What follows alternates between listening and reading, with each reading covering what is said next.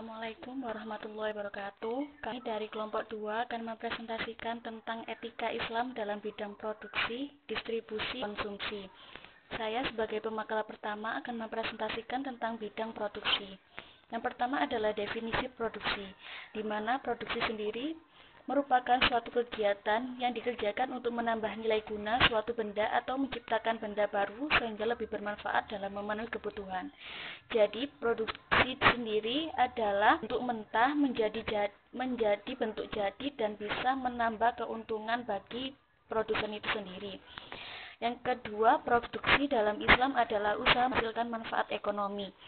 Nah, produksi dalam Islam, dalam pandangan Islam sendiri, bukan hanya memproduksi, tapi juga untuk kemaslahatan bagi masyarakat. Selanjutnya adalah tujuan produksi secara umum. Yang pertama, memenuhi kebutuhan masyarakat. Maksud dari memenuhi kebutuhan masyarakat sendiri adalah produsen menghasilkan sesuatu agar bisa memenuhi kebutuhan masyarakat. Yang kedua, memperoleh keuntungan. Nah, jadi di sini memperoleh keuntungan untuk memenuhi kebutuhan produsen dan juga kebutuhan konsumen. Yang selanjutnya adalah tujuan produksi dalam pandangan Islam. Menurut Najatullah, tujuannya yaitu memenuhi kebutuhan secara wajar, memenuhi kebutuhan masyarakat, keperluan masa depan, keperluan generasi akan datang, dan pelayanan terhadap masyarakat. Dalam tujuan produksi dalam pandangan Islam sendiri, untuk pada masa saat ini, tapi juga bisa memandang dalam masa yang akan datang, untuk cucu anak kita nanti, dan produsen sendiri memproduksinya kemaslahatan bersama. Nah, yang selanjutnya adalah konsep produksi dalam Al-Quran. Dijelaskan pada Al-Quran surat Ibrahim ayat 32-4. Bismillahirrahmanirrahim. Allahul ladzi khalaqas samawati wal arda wa anzala minas samaa'i maa'an fa akhraja bihi minat thamarati rizqan lakum wa sakhkhara lakumul fulka litajriya fil bahri bi amrih wa sakhkhara lakumul anhara wa sakhkhara lakumus syamsa wal qamara laila wan nahara wa ataakum min kulli ma wa in ta'uddu ni'matallahi la tuhsuha innal insana ladzalumun kafar, yang artinya adalah Allah lah yang telah menciptakan langit dan bumi dan menurunkan air hujan dari langit, kemudian Dia meluarkan menjadi rezeki untukmu, dan Dia telah menundukkan bahtera bagimu supaya bahtera itu belayar di lautan dengan kehendaknya, dan Dia telah menundukkan pula bagimu sungai-sungai, dan Dia telah menundukkan bulan yang telah menerus beredar dalam orbitnya, dan telah menundukkan bagimu malam dan siang, dan Dia telah memberikan kepadamu keperluanmu dan segala apa yang kamu mohonkan kepadanya, dan jika telah dapat kamu menghinggukannya, sesungguhnya manusia itu sangat zalim dan sangat mengingkari nikmat Allah. Yang kedua adalah terdapat dalam surat Al-Quran An-Nahl ayat 97. Bismillahirrahmanirrahim. Man amila sholihan min dzakarin aw unsa wa huwa mu'minun falanuhyiyannahu hayatan thayyibah wa'malun. Yang artinya, barang siapa yang mengerjakan amal soleh, baik laki-laki maupun perempuan dalam keadaan beriman, maka sesungguhnya akan kami berikan kepadanya kehidupan yang baik, dan sesungguhnya kami beri balasan kepada mereka dengan pahala yang lebih baik dari apa yang telah mereka kerjakan. Sekian presentasi dari saya, akan dilanjutkan oleh pemateri kedua. Wassalamualaikum warahmatullahi wabarakatuh.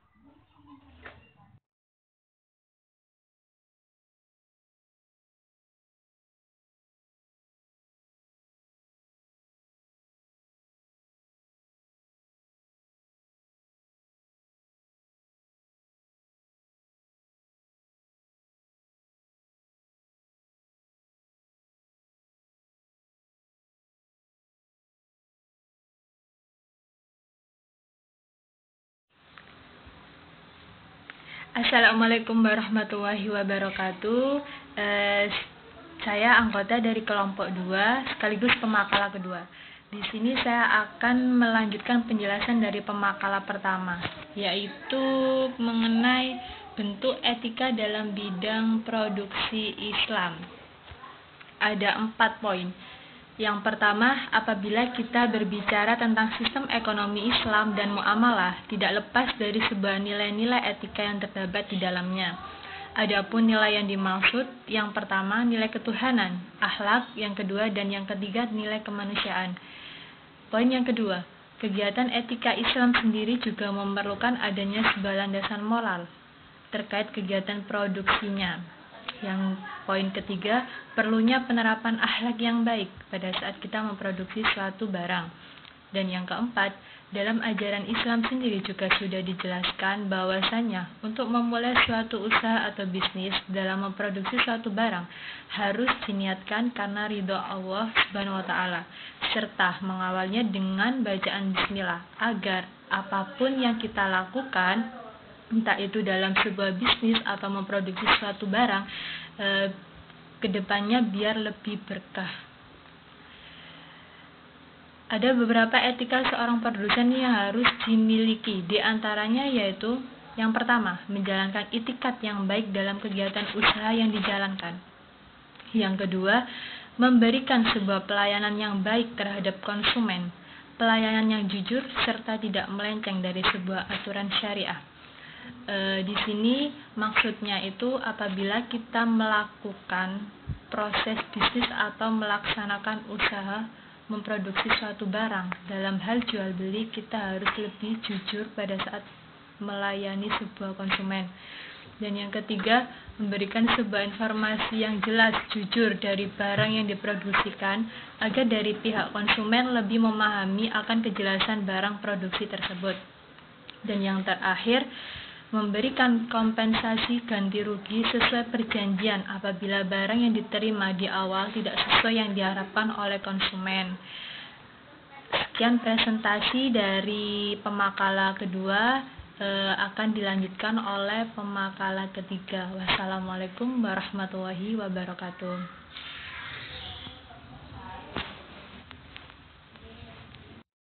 Assalamualaikum warahmatullahi wabarakatuh.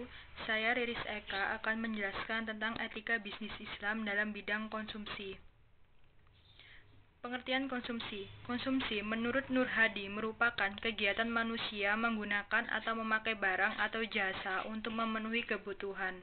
Sedangkan teori konsumsi menurut Pusat Pengkajian dan Pengembangan Ekonomi Islam merupakan pemenuhan kebutuhan barang dan jasa yang memberikan kebaikan atau maslahah bagi konsumen itu sendiri di dunia maupun di akhirat.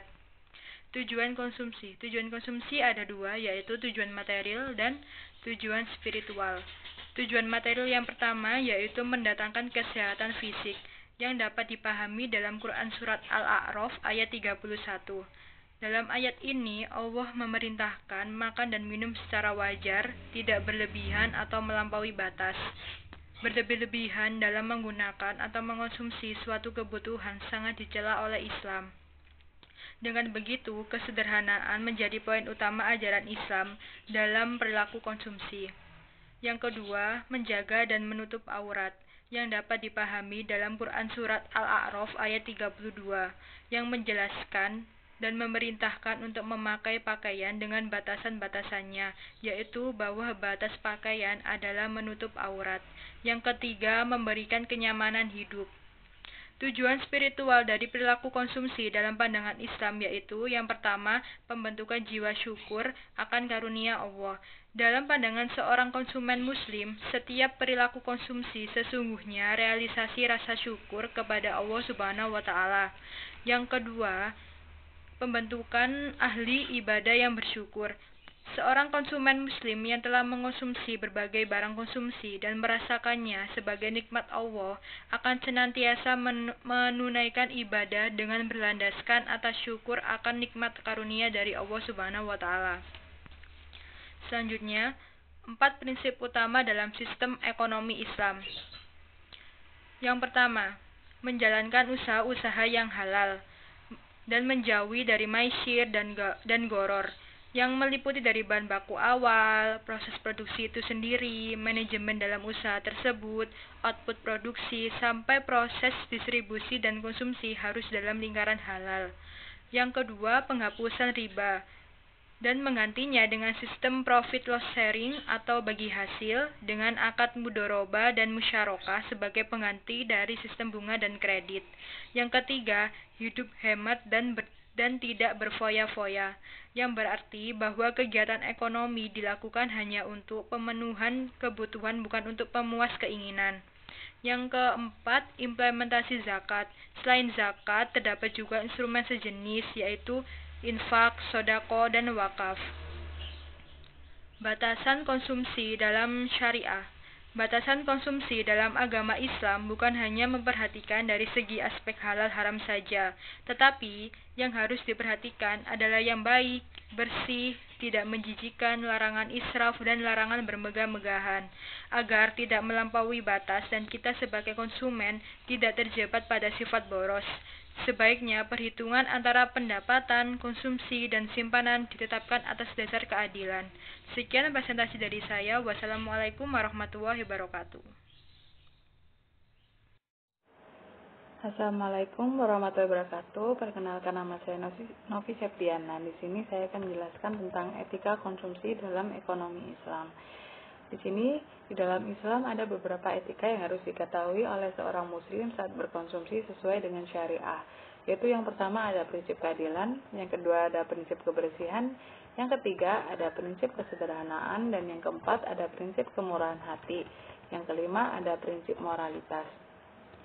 Di sini, prinsip keadilan, yaitu prinsip keadilan yang artinya dalam berkonsumsi tidak diperbolehkan menimbulkan kedoliman. Jadi berkonsumsi sesuai dengan prinsip keadilan, yaitu berkonsumsi sesuai dengan koridor ataupun aturan yang harus sesuai dengan hukum agama dengan mengutamakan kebaikan dan kepantasan. Di dalam agama Islam pun juga sudah mempunyai berbagai ketentuan-ketentuan tentang apa saja benda ekonomi yang diperbolehkan untuk dikonsumsi maupun apa saja benda ekonomi yang tidak diperbolehkan untuk dikonsumsi.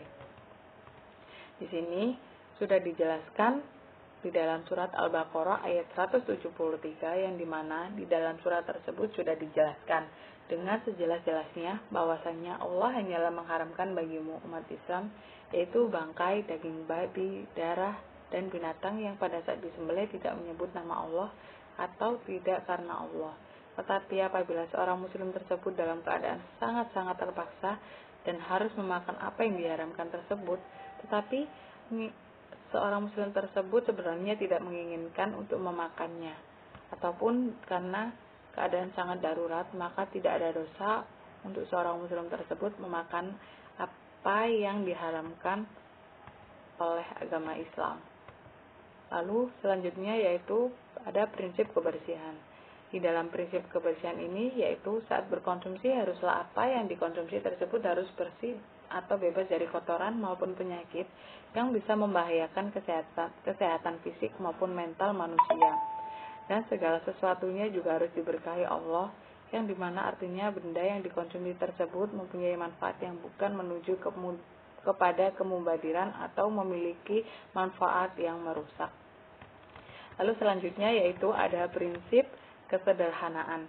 Di sini Allah sangatlah membenci sikap yang berlebih-lebihan, karena sikap tersebut merupakan awal dari berbagai kerusakan yang akan menghancurkan semua di muka bumi. Di sini yang dimaksud sikap berlebih-lebihan yaitu sikap yang memiliki makna, di mana suatu sikap yang melebihi dari kebutuhan yang sewajarnya dan lebih cenderung untuk menuruti hawa nafsu atau fikir, sehingga akan menyebabkan diri sendiri akan tersiksa. Selanjutnya yaitu ada prinsip kemurahan hati. Di sini Islam merupakan agama yang sangatlah menjunjung tinggi nilai-nilai sosial. Jadi dengan cara mentaati ajaran-ajaran Islam, maka tidaklah ada bahaya maupun dosa ketika seorang tersebut mengkonsumsi benda yang halal yang dimana sudah disediakan oleh Allah di muka bumi ini. Yang kelima yaitu prinsip moralitas. Akhir dari semuanya, pada posisinya konsumsi seorang muslim haruslah dibentengi dengan moralitas yang sangat kuat, sehingga tidak hanya karena semata-mata ingin memenuhi kebutuhannya. Next, yaitu ada perilaku konsumsi dalam pandangan ekonomi Islam. Di sini, Islam merupakan pedoman hidup guna untuk mengatur segenap perilaku seorang manusia agar dapat terpenuhi kebutuhan untuk hidup di muka bumi. Sama halnya dengan masalah konsumsi, Manusia diatur oleh agama Islam agar melakukan kegiatan konsumsi yang baik dan berguna. Agama Islam pun juga telah mengatur semua jalan kehidupan manusia di dalam Al-Quran maupun hadis, agar manusia di muka bumi ini terjauh dari sifat hina yang dapat disebabkan karena perilaku konsumsinya. Di sini ada 3 dasar pertimbangan seorang muslim dalam berkonsumsi, yaitu yang pertama ada di dalam surat Al-Waqiah ayat 68-69, yang dimana sudah disebutkan bahwasanya manusia tidak diperbolehkan memaksakan cara pemenuhan kehidupan orang lain dengan menerapkan di dalam dirinya, dan begitupun sebaliknya. Lalu yang kedua yaitu ada di dalam surat Ali Imran ayat 180 yang sudah dijelaskan bahwasanya di dalam konsep Islam semua kebutuhan yang akan membentuk pola konsumsi seseorang muslim dikarenakan sebab dari pola konsumsi yang disadari atas kebutuhan akan terhindar dari pengaruh pola konsumsi yang tidaklah diperlukan oleh seorang muslim. Lalu yang ketiga yaitu ada di dalam surat Al-Nisa ayat 29 yang dimana sudah dijelaskan bahwasannya di dalam pandangan Islam, perilaku konsumsi akan terlihat bagaimana suasana psikologi dari orang lain tersebut. Dengan begini, maka Islam pun menjamin akan terbangunnya pembangunan kaum masyarakat yang adil dan masyarakat akan terhindar dari yang namanya kesenjangan sosial maupun kriminalitas sosial dalam kehidupan masyarakat. Jadi di dalam teori ekonomi telah dijelaskan bahwasannya suatu kepuasan dari seseorang untuk mengkonsumsi suatu barang itu dinamakan utility ataupun nilai kegunaannya.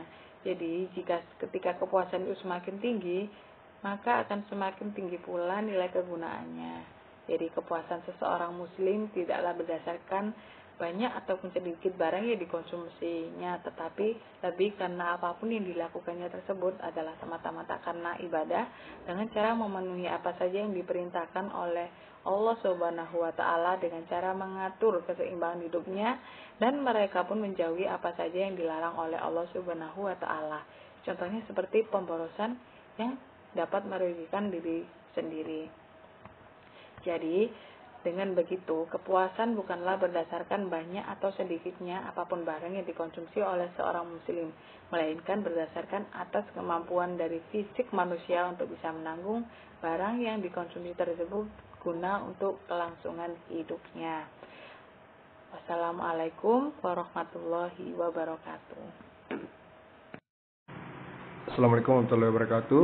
Selanjutnya saya akan menjelaskan tentang etika bisnis dalam perspektif Islam di bidang distribusi. Nah, di dalam distribusi ini merupakan kegiatan penyampaian produk sampai ke tangan si pemakai ataupun konsumen dengan jangka waktu yang tepat.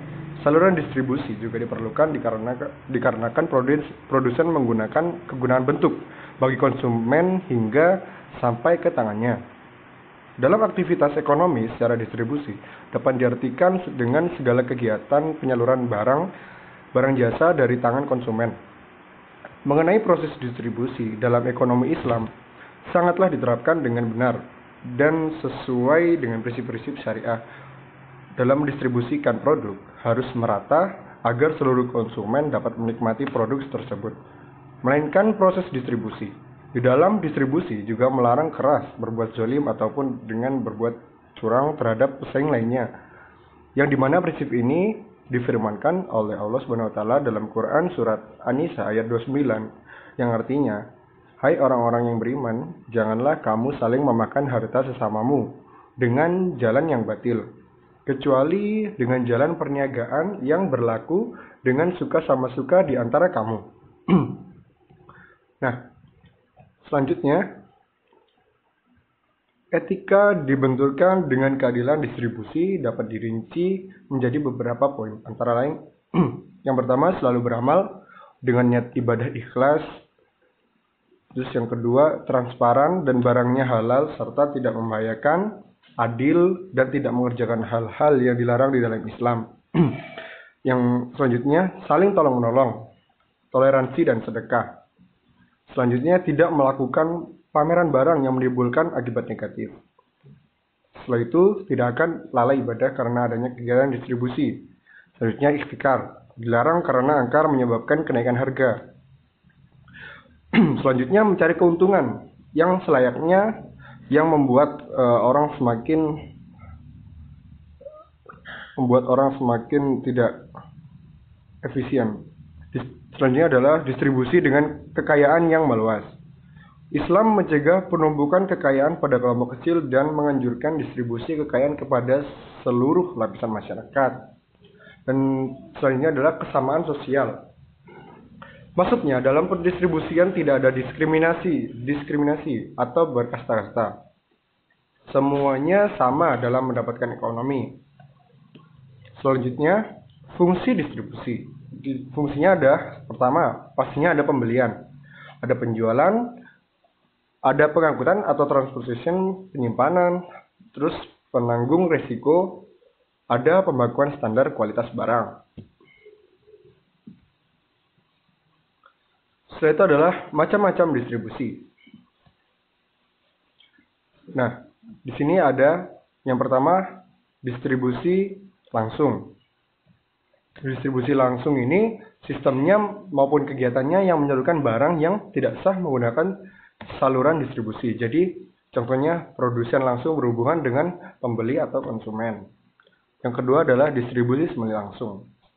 Nah, penyampaian barang dari produsen kepada konsumen melalui perantara, tetapi perantara ini masih milik produsen sendiri. Nah, jadi menjual barang hasil produksinya melalui toko milik produsen sendiri. Yang ketiga adalah distribusi tidak langsung. Nah, kegiatan menyalurkan barang dan jasa melalui pihak-pihak lain ataupun badan perantara seperti agen, makelar, toko, ataupun pedagang-pedagang eceran. Selanjutnya adalah jenis-jenis distribusi. Di sini ada berbagai macam, ada yang menyampaikan barang maupun jasa dari produsen kepada konsumen, dan barang itu maupun jasa tidak akan ada artinya bila tetap berada di tempat produsen. Terus ada yang mempercepat sampainya hasil produsen kepada konsumen. Setelah itu tercapainya pemerataan pada produksi, terus menjaga kesinambungan produksi. Selanjutnya adalah konsep moral. Nah, konsepnya ini pada etika bisnis ini dalam bidang distribusi ini dapat mengubah pola pikir dan pembelajaran Islam dari yang terfokus pada tujuan materialistis kepada tujuan kesejahteraan umum berbasis pembagian sumber daya dan resiko yang berkeadilan. Nah, ini akan mencapai kemanfaatan yang lebih besar. Yang kedua, keluar dari ketergantungan pihak lain. Nah, hidup di atas kemampuan pribadi maupun bangsa, melaksanakan kewajiban finansial sebagaimana yang ditunjukkan oleh firman Allah ataupun Al-Quran. Nah, di sini Islam membutuhkan beberapa instrumen untuk memastikan keseimbangan pendapatan di masyarakat. Di antaranya adalah zakat, infak maupun sedekah dan wakaf. Nah, di sini instrumen ini nantinya akan tercipta keseimbangan dalam perekonomian karena itu tidak semua orang mampu terlibat dalam proses ekonomi akibat cacat, nanti ada panti jompo atau yatim piatu. Nah, karena itu Allah Subhanahu wa taala Maha Adil dan Penyayang karena telah melipat gandakan pahala orang yang melakukan kerelaan atas hartanya di jalan Allah. Nah, sekian dari presentasi ini. Apabila ada maaf, billahi taufiq wal hidayah. Wassalamualaikum warahmatullahi wabarakatuh.